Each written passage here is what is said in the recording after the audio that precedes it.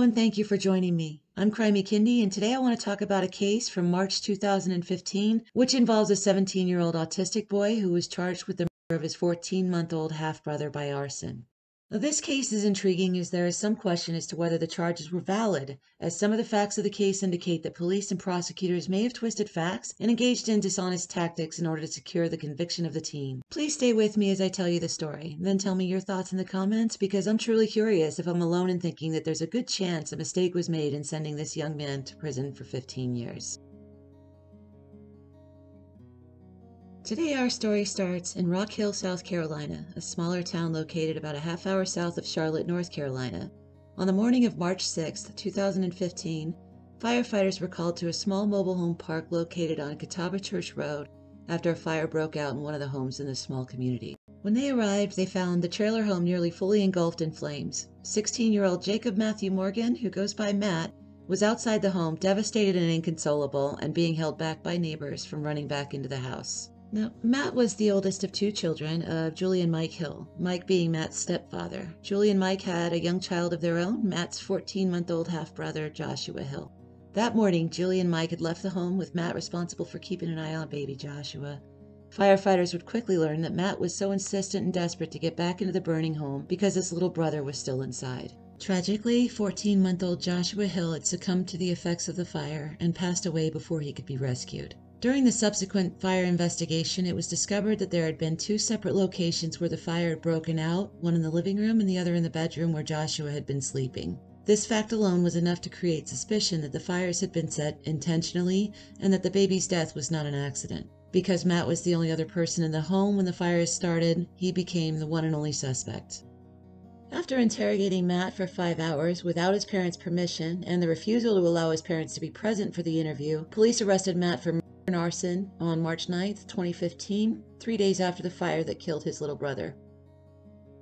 Detectives said that Matt had confessed to the crimes during his interrogation. However, his interrogation was not recorded. On top of that, in the interrogation report, detectives stated that Matt confessed, but in his own written statement from that interview, Matt wrote that he did not start the fire. This is an outrageous part of the story. In his own handwriting, your son, quote, says, "I didn't cook, burn, or light anything at all. Haven't played with fire." There it is, in 2 weeks. The investigators' version of Matt's interrogation is, they say, quote, "Morgan said he set both fires by accident." Question is, was that proper procedure, though? You have, at the end of the day, a child with autism, and he was interrogated for 5 hours. It was not recorded. So how do we know that, in fact, he confessed? Now, the twist in this story is that Matt, although aged 17, was said to have the emotional intelligence of a 14-year-old, had learning disabilities, and was diagnosed with autistic tendencies, and was qualified to be on the autistic spectrum. According to his mother, his case wasn't severe, but he was significantly affected. Due to his condition, he had had trouble in school and previous encounters with local police. However, there have been no reports and nothing I could find that indicated that he had any violent tendencies. The police and prosecutor appeared to have zoned in on one fact, which could be said to have been blown out of proportion. Matt was allegedly fascinated by fire. While the case against Matt relies heavily on this alleged fascination, as though he was a serial arsonist or liked to set large fires, both Matt and his family reported that he just liked to light small tea light candles, things like that, but never anything large or causing damage. His parents also told police that it's possible an oil heater or perhaps an accident with candles may have been caused by cats living in the home. Police and prosecutors were unswayed and formally accused Matt of deliberately starting the fire and, with malicious intent, killing his little brother, and he was placed in jail pending trial. No one, literally no one, including his neighbors, believed Matt started the fire, or that if he did, that it was intentional, and everyone who knew him was adamant that there was no way Matt would ever harm his little brother. Tonight, family members are defending this York County 17-year-old accused of starting the fire that killed his baby brother. Matt Morgan is charged with murder and arson, and today, family told Eyewitness News reporter Greg Suskin why they don't believe that he's capable of those crimes. Greg? Well, first, neighbors who were right here when this happened say that Matt Morgan did everything he could to try to save his little brother from the burning house right there behind me here on Catawba Church Road. And tonight, family members tell me they're shocked that he's now charged with this crime. The family don't need to go through this kind of living hell. I do not believe he set any fire. Those closest to Matt Morgan are angry over his arrest. He's charged with murder and arson and the death of his 14-month-old brother, Josh Hill. His grandparents say this picture shows what he was like with the little boy, always close. His aunt says Morgan is like a brother to her, and he always wanted a brother of his own. He prayed for a baby brother, and when he got Josh, it was just happiest thing to him. But on Friday, the toddler died in a fire that destroyed this trailer outside Rock Hill. 3 days later, deputies charged Morgan with setting the fire while his brother was sleeping inside. They will not discuss motive or how the fire was set. The grandmother who helped raise Morgan says he took care of little Josh. He would tell his mom, you know, you go ahead and take care of the other baby when he'd cry. I'll take care of him. Just bring him in here to me and I'll feed him. I'll take care of him. You don't hurt somebody, you do that way. The house is boarded up and still surrounded with crime scene tape. Family members believe inside is an oil heater that caused the fire accidentally, possibly by one of the cats in the home. As for the statement Morgan gave deputies that helped lead to the charges, his family says Morgan suffers from learning disabilities. They don't believe he understood what investigators asked him. He was still in shock, and he had no idea what he was saying. He was just talking out of his head. And I also spoke with Morgan's stepfather this afternoon, Mike Hill. It was his little boy who died in this fire on Friday afternoon. He told me, frankly, that no one in the family or even extended family believes this happened on purpose. We're live in York County. Greg Suskin, Channel 9 Eyewitness News. In a May 2015 probable cause hearing, the prosecutor claimed that Matt intentionally lit the fire in the bedroom where Josh was sleeping and then immediately went into the front room and set that on fire. Then, he claimed, Matt went outside and waited, never calling 911 or doing anything to try to help his little brother until it was too late. The prosecutor claimed that Matt set the fire intentionally to kill his brother.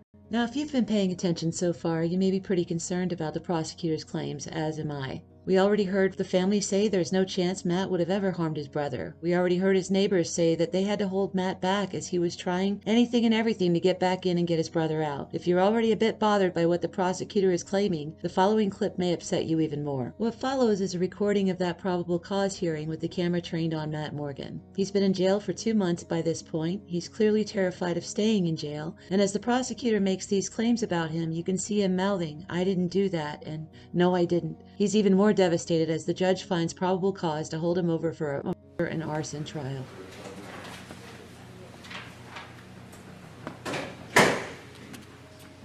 The malice that it would take to set a fire in the bedroom where the child is in the crib sleeping. A burn pattern that goes from underneath that child towards the door of the bedroom that is caused by likely something. It's a significant burn pattern as he described it. It could have been alcohol, it could have been something else that gets consumed by the fire, but a significant burn pattern shows that there is something set significant and intentional. And at that point, to start fire in that room is hidden, and to walk away, not trying to escape that fire, and immediately starting another fire in the living room, and then to claim it's an accident, that it got out of control, that's an extreme recklessness, and that's intent, that's maliciousness, that's a definition of malice.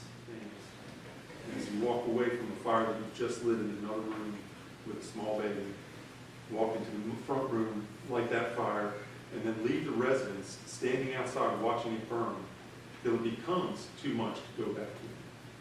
That's malice. And so malice is here on both counts, because all that murder requires is malice of forethought and your fascination with fire, to watch that burn, knowing that that child was in there that was going to die, and not calling 911, not saving that child when he could have, and not having started the fires in the first place. He has to take responsibility. And so there's much more here than probable cause. So I would ask the court to find probable cause in both charges in this case. All right. Thank you, Mr. Thompson. The testimony, listening to both sides, question testimony. I believe the state has, in fact, met their burden. So therefore, I am going to find that there is probable cause to charge the individual with the found over for General Sessions Court for both charges. How come they didn't let you guys in the room or an attorney in the room? What was that all about? Honestly, they wanted him as their target. This was their plan from the get-go. because if Josh had not passed in that fire, then this would have been swept under the rug as a big tragic accident, and there would have been nothing else about it. During his bond hearing, prosecutors argued that Matt's fire fascination and the death of his brother demonstrated that Matt was a danger to others and should not be released on bond. Matt's public defense attorney argued that Matt's mental health was not so severe that he was a risk or threat to others, and that since he and his family were relatively poor, he did not have the means to be a flight risk. His attorney also argued that remaining in jail could cause serious mental health problems, as Matt had already been placed on suicide watch twice while in jail up to that point. The judge sided with prosecutors, denying bond for Matt, and he remained in jail pending trial.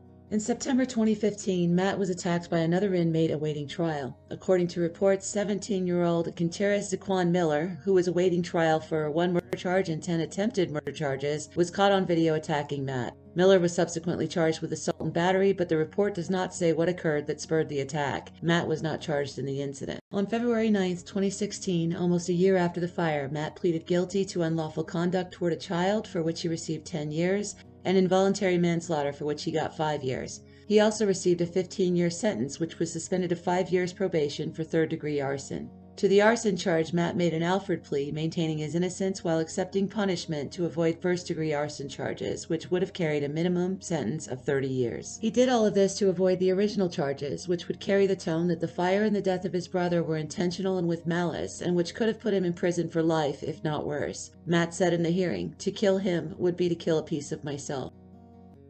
"We have always believed in his innocence because we know our son. We know the evidence against him looks horrible," Matt's mother said in court. "I will never get over losing my little boy," said Mike Hill, father of Joshua and stepfather to Matt. "I will never get over my other son being accused of the loss of our little boy." Since his incarceration at South Carolina State Prison, McDougal, Matt has had no disciplinary actions against him and appears to have been on good behavior the entire time. In 2017, he received certification for work employability skills. In January 2019, Matt obtained his GED. In 2020, Matt obtained 2 further employment skills certificates, and in 2021, he achieved certification in construction site safety. Despite having no disciplinary actions against him in 7 years and all of his achievements while incarcerated, Matt was denied parole in May 2022. According to his inmate records, he is eligible for parole and has a projected release date of December 23, 2022. He will be 24 years old and will have spent 7.5 years in prison. However, I can appreciate that this apparent arbitrary date does give Matt and his family a chance to spend Christmas together this year. So what do you think? Do you think justice was served in this case? Do you think, like Matt's parents do, that this was a case of tunnel vision with law enforcement and prosecutors? Do you think it was appropriate for police to interrogate Matt for 5 hours without his parents or an attorney present? Do you think Matt was intimidated into confessing, which was the biggest part of the prosecutor's case against him? Do you think he even confessed at all? Do you think Matt fell victim to an underfunded, undermotivated public defender system for the poor in South Carolina? Let me know and discuss in the comments. Also, if you liked this video and want to see more, please subscribe as it's free and it really does help the channel out a lot. Until next time, I'm Krimey Kyndie, and I'm so glad you joined me today. Take care of yourselves and your loved ones, as we never know what tomorrow holds and how long we'll have each other.